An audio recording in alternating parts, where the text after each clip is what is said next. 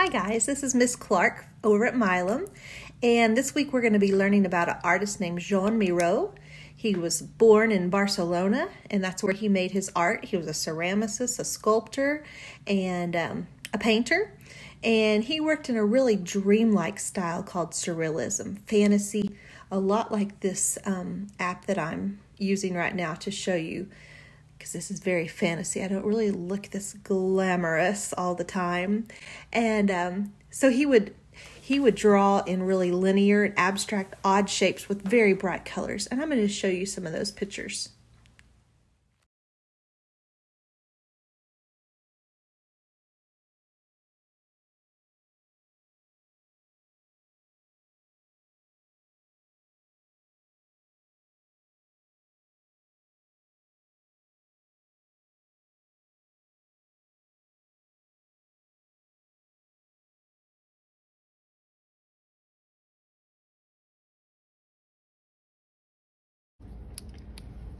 Okay, so we're just gonna do a little draw along type thing. If you would like to, you can do what I'm doing. If not, you can use from the options, the other options that I have given you. And I'm just gonna start out with maybe doing a body, a body in his style of drawing. I'm gonna start with just a body shape, and then I'm gonna put a head shape. It can be any type of head. He used lots of weird shapes, organic shapes, and he put lots of sprouties. Again, you do not have to do what I'm doing. I'm just showing you an example of something you can do, or maybe after you watch mine, you'll get inspired to try one on your own. So for some eyes, I'm thinking I'm gonna do sideways eyes. You can choose any of the eyes. And then for the nose, there's a few options for noses. I'm gonna do a curly. It's kind of hard to see that. And let's see. We're gonna add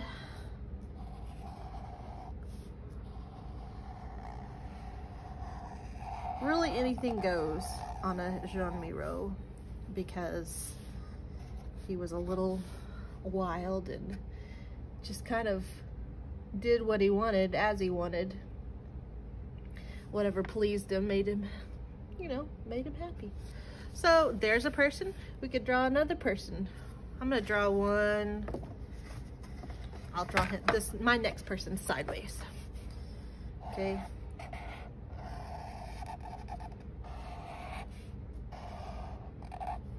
Again, you can just choose from your options of the different heads, the different choices for the different things, heads, different kind of eyes. I think on this one I'll choose really far apart eyes, and maybe no mouth on this one. I mean, no nose. Maybe I'll do a swirly. Sometimes he would like to keep his pin down and not pick it up.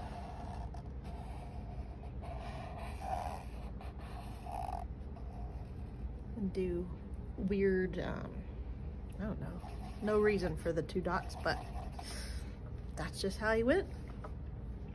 And maybe this arm's gonna come out of here.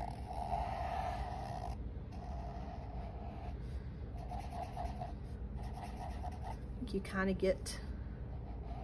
of understand where we're going here with this, and really anything goes. I'm also just going to add some random shapes throughout my drawing, because he would do just random shapes along with random lines and random dots and just random, all the randomness. See if you can see it. Yeah. Then I think I'll just draw some I'm gonna draw a big random shape. I'm gonna get a different marker too.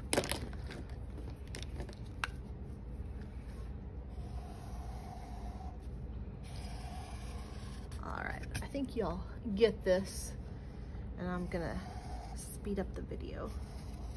Again, you're just doing the style that you want it to be. I'm just showing you that really anything goes here. And after I speed it up, I'll show you how we're gonna add color here in just a minute.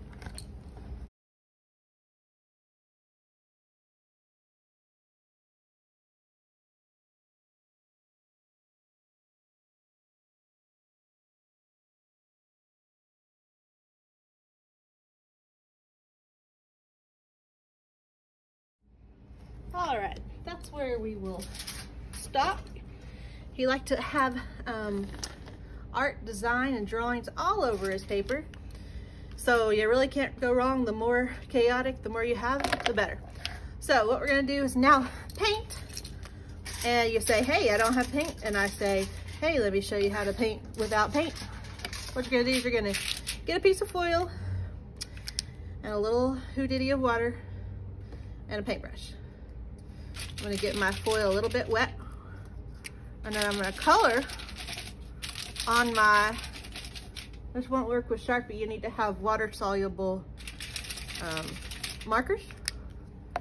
And then I'm gonna get my paint off of the foil, and I'm gonna paint on my drawing here. So now, if you never get watercolors in your life, you know how you can add paint to your drawings simply by having markers at home. The Crayola crayon markers will work pretty well. These are water soluble, but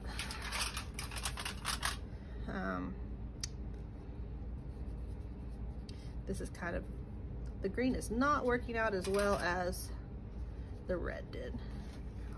I'm gonna try to draw. I just thought it would look better having, I think my green is out. That's the problem. Yeah, that's the problem. The green is kaput. I'll try another green. It's closer to yellow. Oh yeah. So you're gonna just draw a little bit in your foil. Get a little dab of water.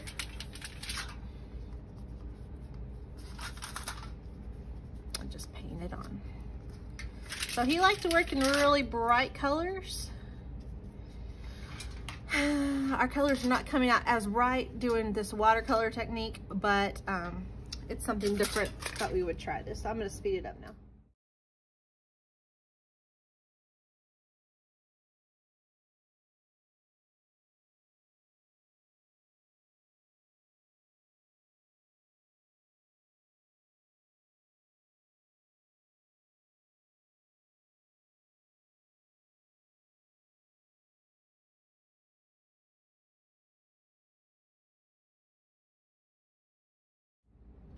Okay, I'm sure you noticed that I began with the watercolor technique and then I changed to using my markers.